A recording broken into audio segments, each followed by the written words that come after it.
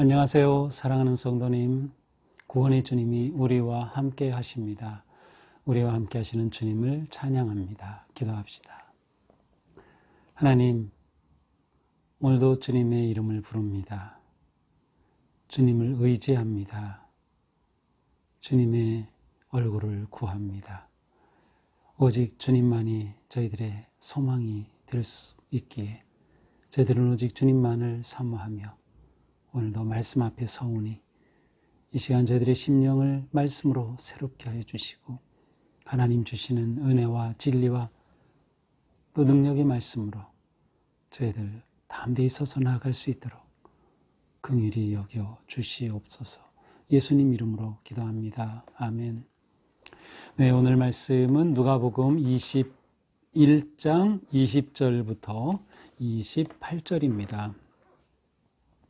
너희가 예루살렘이 군대들에게 에워싸이는 것을 보거든 그 멸망이 가까운 줄을 알라. 그때에 유대에 있는 자들은 산으로 도망갈 것이며 성내에 있는 자들은 나갈 것이며 촌에 있는 자들은 그리로 들어가지 말지어다. 이 날들은 기록된 모든 것을 이루는 징벌의 날이니라. 그날에는 아이벤 자들과 젖먹이는 자들에게 화가 있으리니 이는 땅에 큰 환난과 이 백성에게 진노가 있겠음이로다. 그들이 칼날에 죽임을 당하며 모든 이방에 사로잡혀 가겠고 예루살렘은 이방인의 때가 차기까지 이방인들에게 밟히리라. 1월 성신에는 징조가 있겠고 땅에서는 민족들이 바다와 파도의 성난 소리로 인하여 혼란 중에 곤고하리라. 사람들이 세상에 임할 일을 생각하고 무서워하므로 기절하리니 이는 하늘의 권능들이 흔들리겠습니다. 그때 사람들이 인자가 구름을 타고 능력과 큰 영광으로 오는 것을 보리라. 이런 일이 되기를 시작하거든 일어나 머리를 들라. 너희 속량이 가까웠느니라 하시더라. 아멘. 자, 오늘 말씀은 앞의 말씀과 계속 이어집니다. 이미 우리가 보았지만 21장은 마지막 때에 관한 예수님의 말씀이에요. 그리고 그 징조가 무엇이냐 이렇게 예수님께 요청하였을 때 예수님은 뭐 여러 가지 큰 지진과 기근과 전염병과 같은 또한 하늘로부터 내리는 징조들에 관해서 말씀해 주셨습니다. 자, 오늘 본문도 바로 이 마지막 때에 관한 또 다른 또 징조를 말씀하고 계십니다. 20절입니다. 너희가 예루살렘이 군대들에게 에워싸이는 것을 보거든 그날 그 멸망이 가까운 줄 알라. 자, 예루살렘이라고 하는 도시가 있는데 적군들이 와가지고 완전히 포위한 상태입니다. 이렇게 에워싸이는 것을 보거든 이것은 또 다른 징조가 되죠. 멸망이 가까운 줄 알라. 실제로 예루살렘 멸망할 때에 로마의 티투스 장군이 이 예루살렘을 완전히 포위하여서 예루살렘을 점령하였습니다. 근데 이 유대인들에게는 항상 어떤 생각이 있었는가 하면 이 예루살렘 이것은 하나님이 계신 곳, 성전이 있는 곳, 그러니 망할 리가 없다. 그런 생각이 은연중에 유대인들 가운데 있었습니다. 그런데 예수님께서는 바로 이 예루살렘이 군대들에게 에워싸이게 될 것이다. 그럴 때가 되면 멸망이 가까운 줄 알라. 그럼 어떻게 해야 합니까? 21절 그때 유대에 있는 자들은 산으로 도망가고 성내에 있는 자들은 나가고 촌에 있는 자들은 그리로 들어가지 말라. 이것은 그 예루살렘 멸망의 비극적인 상황을 설명하는 것입니다. 유대에 있는 자들은 산으로 도망할 것이며 실제로 유대인들은 산으로 도망했습니다. 근데 산은 우리가 생각하는 산과는 좀 다릅니다. 우리 산은 이렇게 뭐 숲이 우거지고 나무가 있고 뭐 골짜기가 있고 그런데 유대 땅의 그 산은 사실은 이렇게 큰 나무들은 거의 없어요. 그리고 그 속에는 동굴들이 굉장히 많이 있습니다. 그러니까 피난하기 아주 좋은 것이죠. 은신처가 되죠. 심지어 로마 군대가 들어와서 점령하고 난 오랜 세월 동안에도 이 굴 속에 피난하고 숨어서 살아남은 사람들이 있었을 정도니까요. 그러니까 산으로 도망가라는 것은 바로 그 당시 그러한 그 상황도 지리적인 모습을 다 포함하고 있는 것이죠. 목숨을 보존하기 위해서는 그렇게 해야 된다는 것입니다.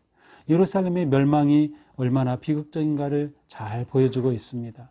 밖에 있는 자들은 성 안에 들어가려고 하지 말고 성에 있는 자들은 밖으로 나갈 것이다. 유대에 있는 자들은 산으로 도망해라. 22절 이 날들은 기록된 모든 것을 이루는 징벌의 날이니라. 이 날이야말로 징벌의 날, 곧 하나님의 심판의 날이 된다라고 말씀합니다. 자, 하나님의 심판의 날, 징벌의 날이 된다는 것은 바로 하나님께서의 역사의 주인이시라고 하는 의미가 담겨져 있습니다. 하나님께서의 모든 역사를 심판하시는 역사의 주가 되신다는 거죠. 그러나 그날에 힘든 사람들이 있습니다. 23절 그날에는 아이 벤 자들과 젖먹이는 자들에게 화가 있으리니 이는 땅이 큰 환난과 이 백성이 진노가 있겠음이로다. 그렇습니다. 이렇게 피난해야 되는데 아이가 있고 젖먹이가 딸려있으면 얼마나 이 엄마가 고통스럽겠어요. 이 엄마가 또 그 아이를 보호하고 완벽하게 지켜낼 능력이 없는데 얼마나 힘들까요? 바로 그러한 상황들을 묘사하고 있습니다. 그때가 되면 큰 환난과 백성의 진노가 임하게 될 것이다.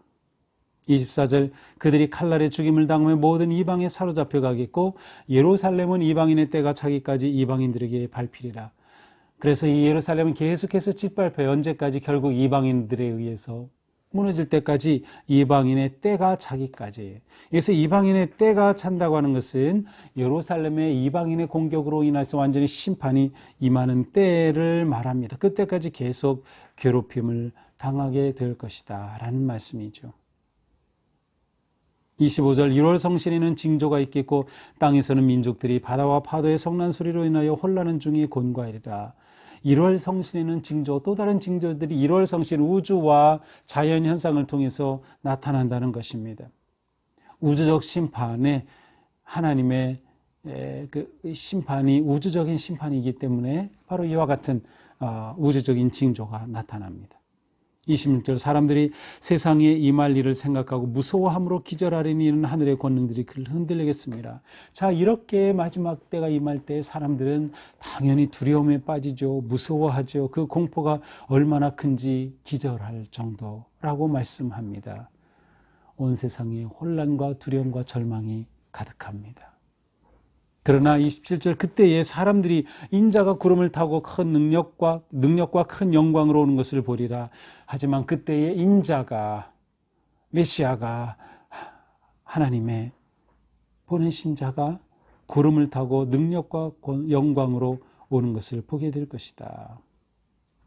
자, 이것은 모든 것의 절망과 심판과 마지막 그 고통과 말할 수 없는 그 어려움의 상황 속에 비춰지는 한 줄기의 소망의 빛입니다.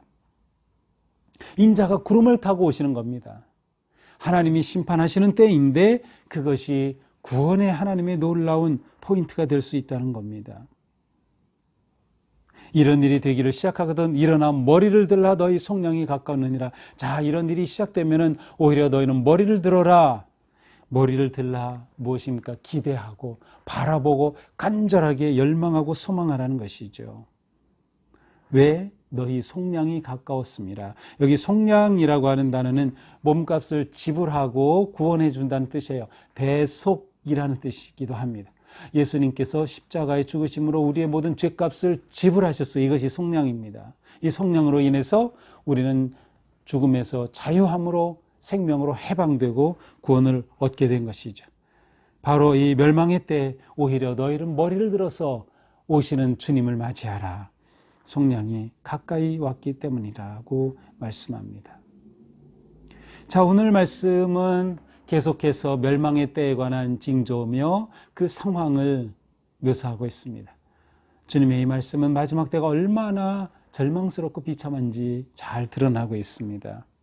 자, 왜 이런 말씀을 주시는 것일까요? 그렇습니다. 예비하라는 것입니다.